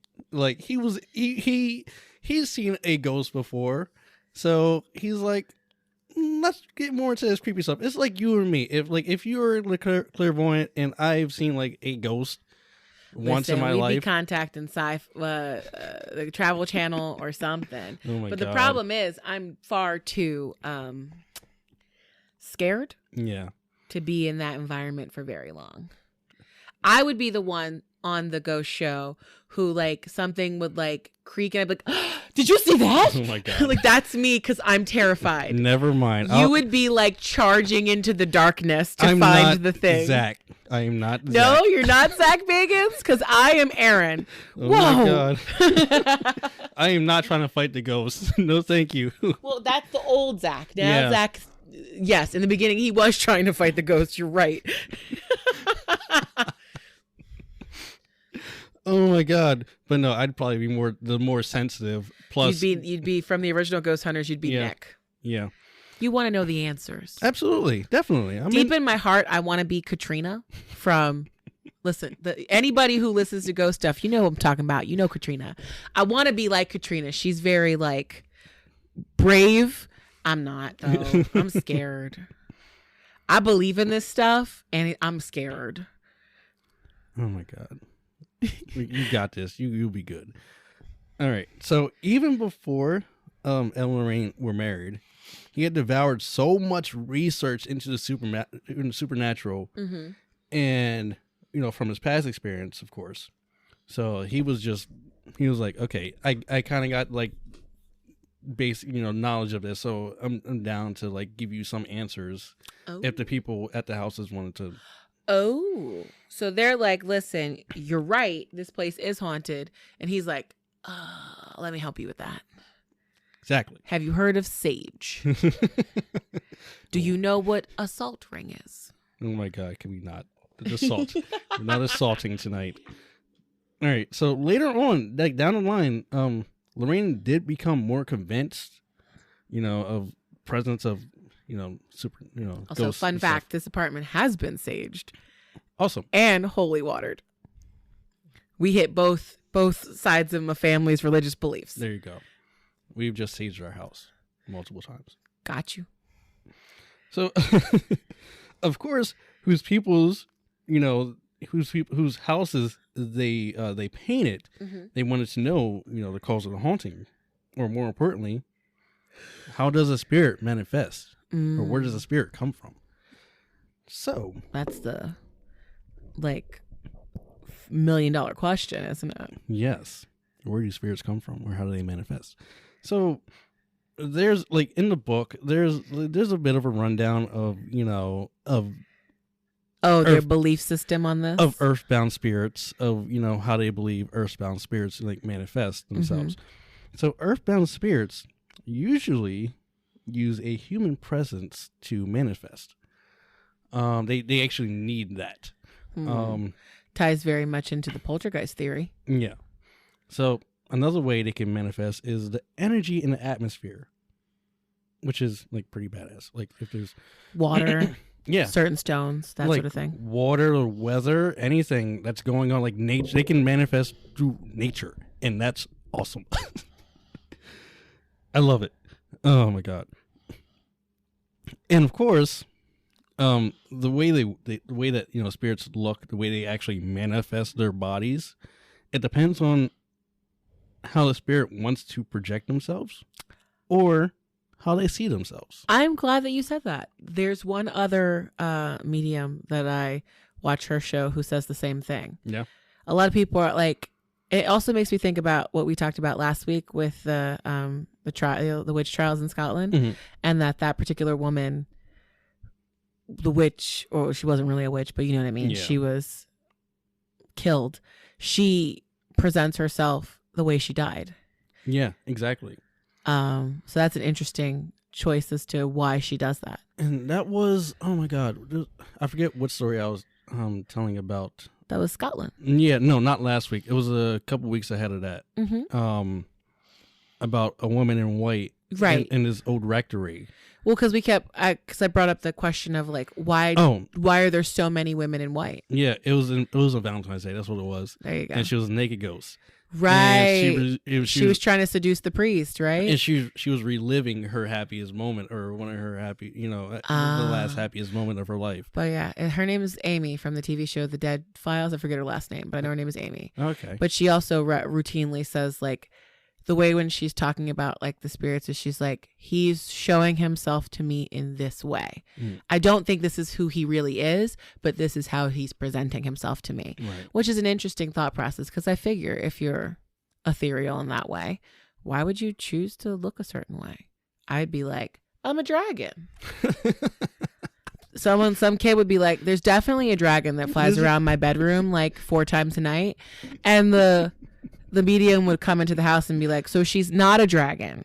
She just really likes that body.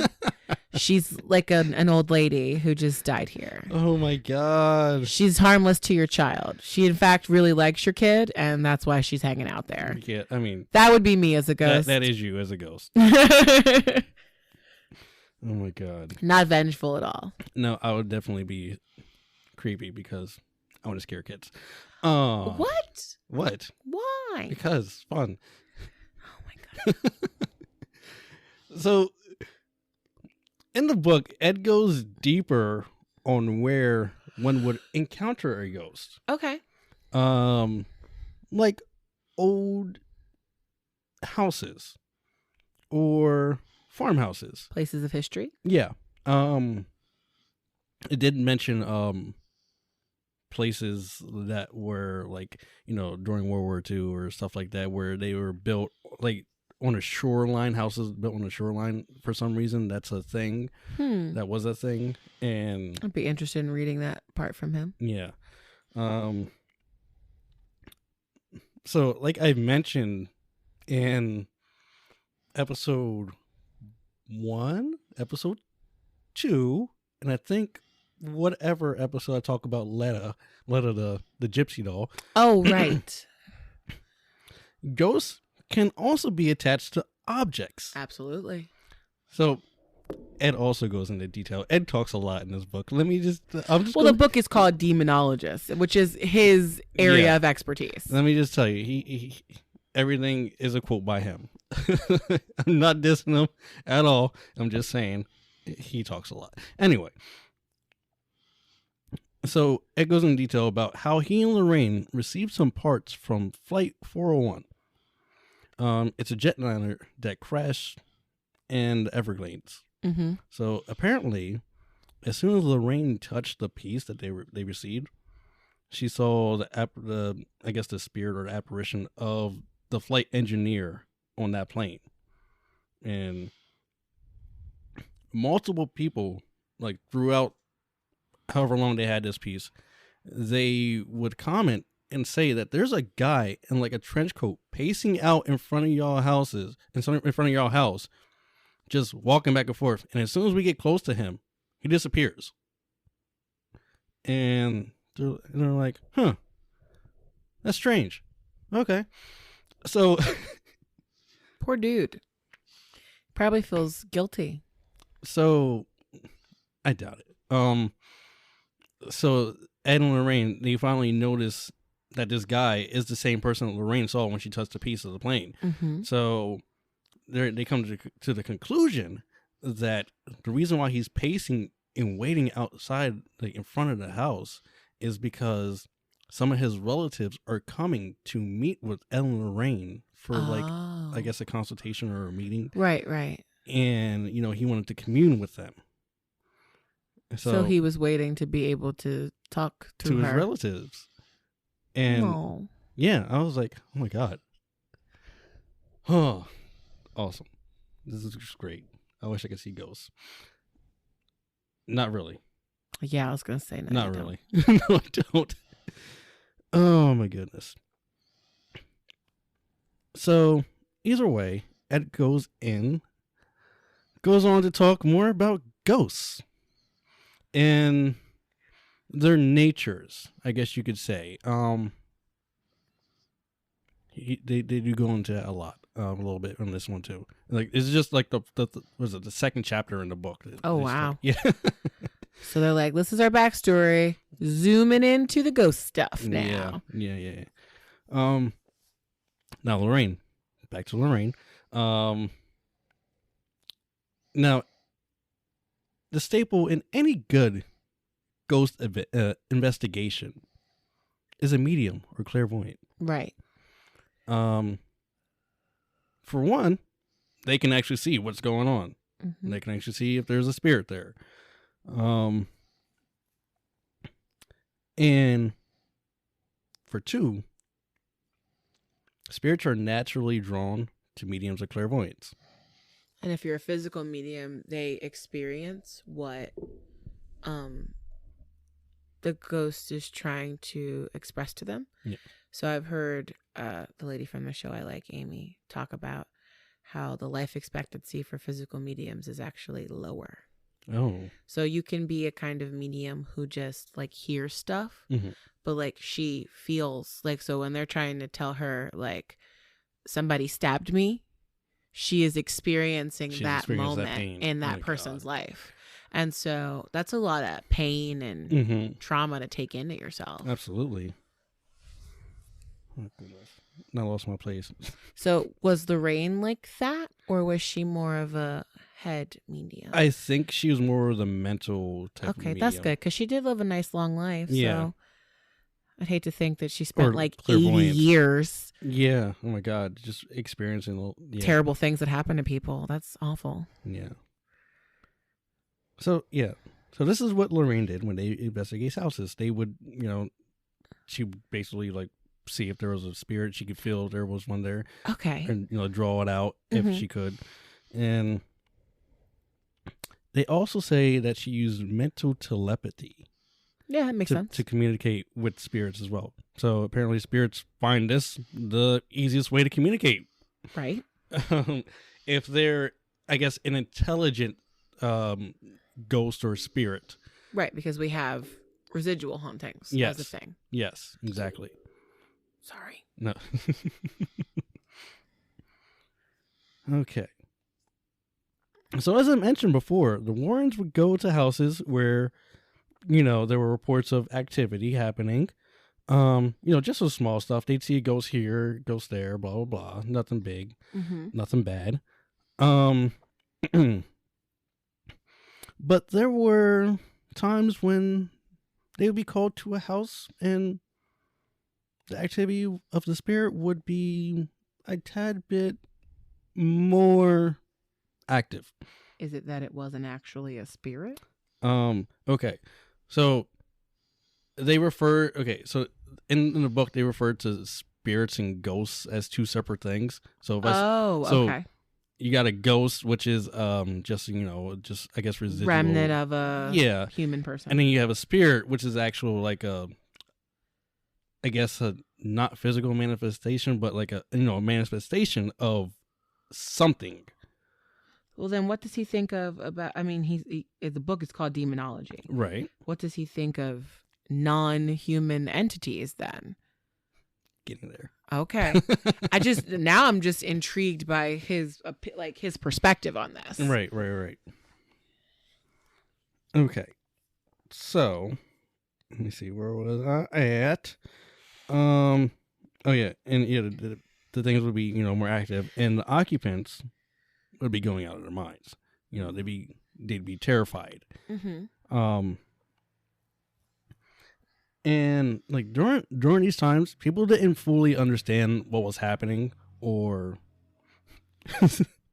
I'm not really surprised by that. or they didn't know. I mean, can you imagine, like, every time, like, you're some, like, middle-aged housewife in, like, the really nice area of Connecticut, right? And whenever you wake up at 3:27 and you're like, well, I'm really thirsty, and you go downstairs to get a drink of water, all of the drawers in your kitchen are open, and you're just like, I'm just gonna close these and get my water. You don't, like, what's your frame of understanding for this? Like, why does this happen every day at 3 a.m? Oh my god! I mean, it happens at my house too, but it's only because a roommate is a child. No. Oh, you mean your other roommate? Yeah. I thought you were talking about the kids just going down to the kitchen to grab stuff. No. She likes to leave the cabinets open. Oh, okay. And not shut them and walk away from them. And then you walk downstairs and you're like, is this a ghost? Yes, all the time too. I do it all the time. Oh, no. I'm like, why are all the cabinets open? Is there a ghost in here now? Oh, no. There was in her closet, in your roommate's closet. So before I get any further into this, I'm going to just run back a little bit. Okay. And say that ghost activity or spiritual activity, it doesn't happen for everybody. Right. So, like, if a ghost is actually, you know, haunting a house, one person could experience that haunting, but another person could not experience that haunting. I agree with you. And it's usually based on the person that the haunting is happening to. So, say if a ghost, they committed, you know, S word, and this person that's being haunted is going through some depression or, you know, suicidal thoughts, and they're like just going through a rough time in their life, this spirit would probably like latch onto them, and they like be more able to show themselves to this person. Sorry, that just makes me think about a thing that happened to me. Oh, goodness. And I don't understand why, because it happened immediately after I visited a prison. Maybe you're going to jail. I have never been to prison, darling. So. You said you visited a jail. Yes, Eastern State Penitentiary. You're going to a jail. I'm kidding. I was like, that makes me interested in that situation. A weird thing happened there, and when I got home. I also then said, you can go home now. You can go back. Someone latched onto you. They were like, oh no, I like you for some reason. Let me follow you for a little bit. I was like, you can go home now. No thanks. And then nothing else happened after that. And they went home, I guess. They were like, oh, I guess she doesn't want me around. Okay, fine, I'll go. All right. So, where was I going with this? Oh yeah, people. So people, they attach to people for different reasons. Yeah, so people, you know, they didn't know what was happening, and they really didn't know who they're going to call. Ed and Lorraine. When there was something strange in their neighborhood. Ed and Lorraine. Or if there was an invisible man sleeping in their bed. Oh they didn't know who they were going to call. Ed and Lorraine. The Ghostbusters. What did they have a name for the little organization they created? What was that called? I didn't say it in the book. Oh, they had some sort of a little organization that they created and would help people who would help them with their investigations. I forget what it's called. Oh my goodness. Maybe it's in the second half of the book. Yeah. So oh man, I'm gonna go so deep into this. That's all right. I'm going to try my best to make it like just 2 episodes because, oh goodness. Anyway, sometimes they would get, you know, they would be spirits, you know, or ghosts. And other times it would be a little bit more. I'd say maybe on the demonic side a little bit. So people living here, they would end up, people living in these houses that would, end up having activity that was going wild. Well, the general consensus when it's demonic is not that the thing is latching onto you because you're going through a hard time. Oh, no. It's latching onto you because it wants you. Yeah. Oh, no. Before, when I was saying it latched on to you, that's a spirit. I'm talking about a spirit. Okay. Like when you're in a haunted house, an actual like haunted house, not a demonic house. No. Yeah, I'm saying like the difference there is very. Yeah, like if it's a demon, you won't know it's a demon. Not in the beginning though. I mean, there's stages. There are stages. I think it's like 3 different stages. Oppression is there's oppression, something else, and then possession. I got the chapters. Hold on. One is like the build up to. So it's infestation. There we go. Infestation, oppression, and possession. I know. Yes. Infestation is when all the weird crap happens. Yes. Oppression is when it just seems like there's no other way out. Yeah. Some people cave to it and go, fine, whatever, take what you want. Other people try and fight it, bring people in to help them. And then possession is the point of almost no return. Almost. Yes. As you've seen in many Exorcist movies. But yeah, people who live in these types of houses end up being physically, mentally attacked by whatever is there. Mm-hmm. They would be worn the fuck down from the activity going on. And that's what they call like oppression, that factor. They wear you down. Mm-hmm.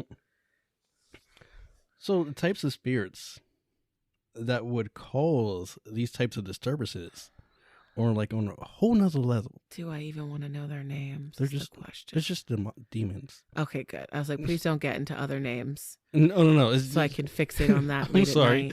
No, these are just demonic spirits. Interestingly enough, this is the one aspect of the paranormal that I am truly afraid of. Okay. You could call these demonic or inhuman spirits. Yeah, I would say it's like human spirits. I'm like, you know what? If I see like, hey, Cal, what's up, bud? Mm-hmm. Like walking through my apartment, like whatever. Or like one night I open my door and I just see some random ghost walk by. That's a person. Like that's a person that had human experiences at some point.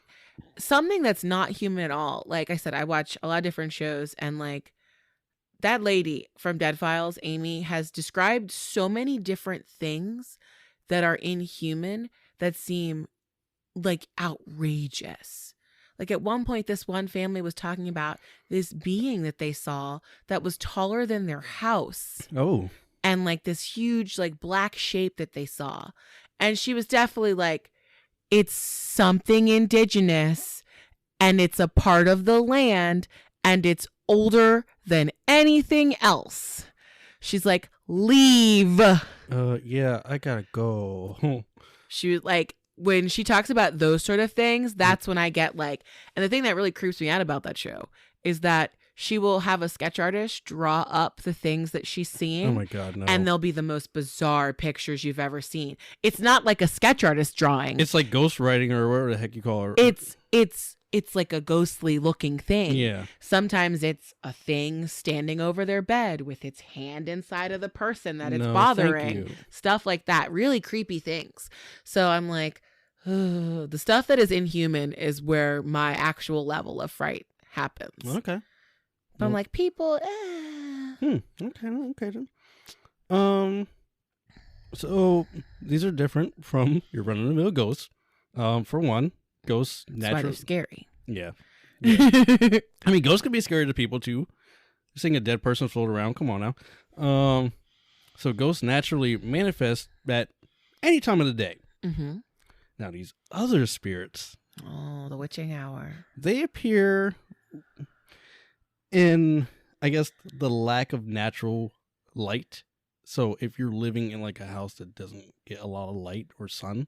Which, interestingly enough, sometimes those houses, even with the sun shining through the windows, just seem a little darker. Yeah. I wonder why. Because of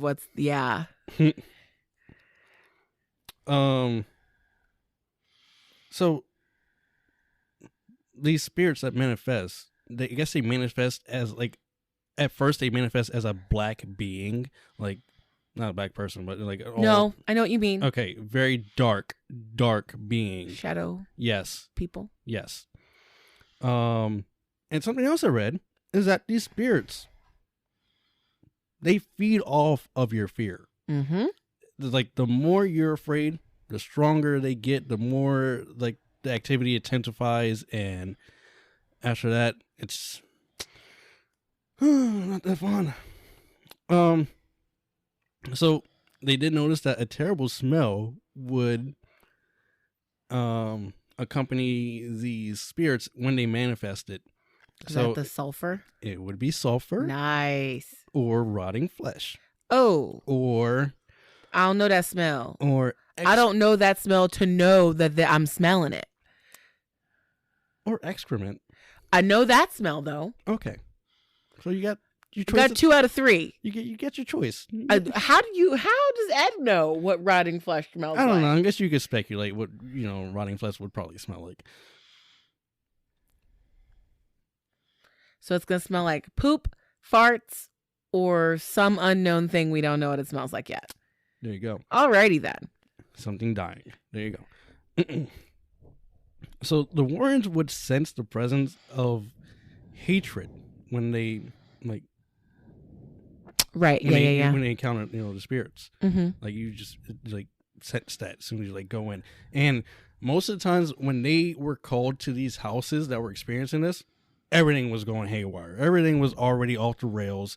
It was a house in chaos, kind of like the way that it worked in The Conjuring. Absolutely. Like by the time that lady tracked Ed and Lorraine down, yeah, it was already wasn't the family like everyone was sleeping in the living room, and they had to wrap all of the door handles, or else they would fly open. Yeah. Like by the time they called in Ed and Lorraine at that point, it was bad. It's going sideways. It was bad. It was all bad. So they encountered spirits that were very vulgar. Mm-hmm. They would say not nice things. Yeah. In not nice ways. Mm-hmm. They could you could actually hear them speaking to they can actually hear them speaking to them about things. And best believe these spirits made themselves known, of course, leaving upside down crosses and writing backward messages in mirrors. In the book, I don't remember what page, but I bet you I could flip to it real quick. That looks like you read the crap out of it. Anyway, on this page you can see it. There's a on this page it has a word written backwards. It says demonic, and underneath of it they would it'd even be bold enough to write death to God. So. Also, not just otherworldly, but specifically mad at Jesus. Yeah. And yes, maybe I've read that book. I don't know. Whatever. Doesn't matter. No, listen. I love it. It just, you. Oh, my goodness. All right. And, I left the best part for last. Ooh. So these spirits would even leave piles of bodily waste to be found. Wait. How? I don't know. So it would either be excrement or urine, or even when they manifested, there would be either a blood stain or some type of bodily fluid where they manifested that. Oh, I hate it. I know, it's terrible, right? Listen, Ghostbusters is ectoplasm. How gross is that? Can you imagine you're just, listen, I've walked through the house and accidentally stepped on a cat turd because someone didn't clean the. Mm-hmm. I can't imagine walking through your house and you step on a people turd, but it's a people turd from a ghost because you're in a house full of adults, right? And you're like, where did this poop come from? And everybody else is like, we don't know. It was the ghost. Or the spirit. Or the demon. I don't know why that's more offensive to me. I knew you would be upset by that. That's why I wrote it last. That's the most offensive part of this. That's why I wrote it last. Infestation, okay. Banging on pots and pans, just being rude, waking you up in the middle of the night. But leaving behind, that's so nasty. And I get it. You're demonic. Blue, whatever. Oh my god. It's just really offensive to me. Yeah. Walking through the house, see a pee pile. I'd be upset. That's the least bothersome out of all of them. I'd still be upset. Yo, but how freaked out would you be if you're like, you wake up one night or you come home from work one night. You walk into the kitchen. There's just a blood stain in the middle of the floor. You go upstairs. I'd be freaking out first. You go upstairs. You check the children. None of them have any cuts or wounds.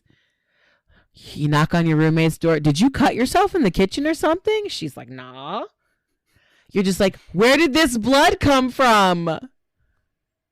It's just a nice little round circle in the middle of the kitchen. Okay, please don't. Because I got to go home after this. I can tell a good story, though. Oh, my God. Like, that's alarming. Yeah. So, indeed, these weren't human spirits they were dealing with. These were. So these are where their biggest cases come demonic. in, then? Yes, absolutely. These kinds of cases. These kinds of cases were their biggest cases, I think. Yeah. Amityville was demonic. Mm-hmm. Annabelle has a demonic attachment. Yeah. Conjuring was a demonic entity. Yep. Well, I believe The Conjuring was a demonic entity that was linked to someone who was conjuring the occult at her home. Yeah, and invited things in that then proceeded to attach to other people who did harm on the same property line. Yeah. Now this reminds me That's why it's called The Conjuring. I believe the woman who lived there, who was the bad woman, was doing what they threatened women with in the past, like we talked about last episode. Witchcraft and stuff like that. She was actually, trying to conjure real stuff. Yeah. Now, got a little more than she bargained for. Yeah, this kind of stuff reminds me of that movie, Haunting in Connecticut. That was a good one. I like that one too. When they held seances at this house, at a house that was a morgue at once too, I think. I once was, my childhood church, at one point we bought a building, and it used to be a morgue. Never experienced anything there though. One part I like in the book is that they mention not Houdini, but who's the other one? The other magician? Is it Richard Price? Is it Price? Harry Price. Harry Price. Harry Price. Oh, Harry Price. You remember Harry Price? Okay. Have you ever seen I guess Michael Jackson's Thriller? He does the voice in that one. Oh. And then Harry Price was in, he's another one who was into exposing. Yeah, absolutely. Mediums. And he also was. He's loads of books too. Yeah, he was a writer. He was in a lot of shows too. And I barely specifically remember him being a character in the Scooby-Doo. Oh, really? At one time, this new Scooby-Doo movies or whatever the heck they called it was Scrappy, and it's funny because it was Scrappy, Daphne, Scooby, and I think Shaggy was in it too with Harry Price, and they just go investigating stuff. No Fred, no Velma. Oh, here's the thing. So did he connect with them? I believe he did. I know they mentioned him once in the book. I would love to know his. Look, I'm going into Harry Price and I'm going to Houdini eventually, down the road. I'm going to start talking. I'm going to talk about those because I just find that era quite hilarious. I just think it's great that Harry Houdini was like, I'm going to do tricks. And then somebody, some medium was like, yes, I know your mother. And he got so mad that he devoted the next 20 years to exposing fake mediums because one of them tried to profit off of his mother dying. And from that point on, that is just some serious outrage. He was mad. He's one of those cases where you thrive out of spite. Yup, that was out of spite. He was like, how dare you try and use my own mother against me? He was mad. So okay, I didn't write too much after this. So the Warrens, they would do their best to stay away from these kind of cases, demonic cases, because they were new and they didn't know that much about them. But they did, they did still do like research about them. Mm-hmm. And these entities are actually what I will be talking about next week on part 2. Oh, that's gonna be. I'll have to find another positive person or person to make us happy next week because I told you that's the only stuff that gives me the spooks. I'm going to be going into the demons and some possessed things and some hauntings. Whenever anybody says demons, I think about BuzzFeed Unsolved and I think about Shane Bidet with his glasses. Hey, demons, it's me, your boy. Oh my God. That's like the best quote from that entire 8 seasons they have of making stuff. It's me, your boy. Oh my God. You know what's funny? That's a great series too. A skeptic and a believer. Yeah. I'm pretty still on the fence of, I believe, but I don't believe. Anyway. No, I believe. On the way here, I actually, coincidentally, NPR was talking about demons in the scientific community. Oh my God, I cannot talk. And how, I guess, there's different types of demons, but they're not that different. Loads. Yeah, so it's a different type of demon that scientists refer to. I'm interested in this. Yeah, I'm literally gonna Google NPR demon when we're done. It was on this morning and it came on tonight too because they replay stuff. It's almost that's right. Some sort of divine providence. Yeah, that's right. Listen to NPR. Fight me. But yeah, I was just demons and scientific technology and how it helps somehow. But yeah, but that's all I have for this week. Sorry to leave you guys hanging. I could talk about more, but I'm going to leave it there. Yeah, we already hit a 2-hour mark. Are you serious? Yes, we did. Oh my God. This was us rambling, talking about other stuff. That's all right. That's what the people are here for. Oh my goodness. But yeah, thanks so much for listening as usual. Yes, yes. If you happen to listen to all the way here, you might as well drop a review for us on Apple Podcasts. Because obviously you are one of the real deal hardcore followers of this content if you've made it to the 2-hour and 5-minute mark. I do apologize for talking so much. But yeah, leave that rate and review. What else? If you want to send us a voicemail, you can do that anchor.fm/when killers get caught. As soon as you go on the main page, there'll be a little chat box. You can click that and leave us a voicemail. Yep. And you can also send us emails at cultpodcast@gmail.com. Absolutely. You can find Miss Brittany on TikTok. Always at Caught Podcast. I'm going to try and get Brian on there with me. Yeah. And if you would like to hear more of us talking to each other, Brian streams on Twitch at Foxy Trainer. And I give delightful commentary while he plays games. Yes, I'm currently playing Omori. I'm not sure how long this game is, but it's going on for a while. 6 hours in. Yeah, I know, right? I just met Pluto. And all Pluto wants is to be free to travel how he wants through the universe. That's such a touching story. My God. But thanks so much for listening. I hope wherever you happen to be, this has brought you some joy. Yes. And if you hated it, I am sorry. That's true. But have a good night wherever you are in the world, or a good day. Yes. Bye-bye. Bye.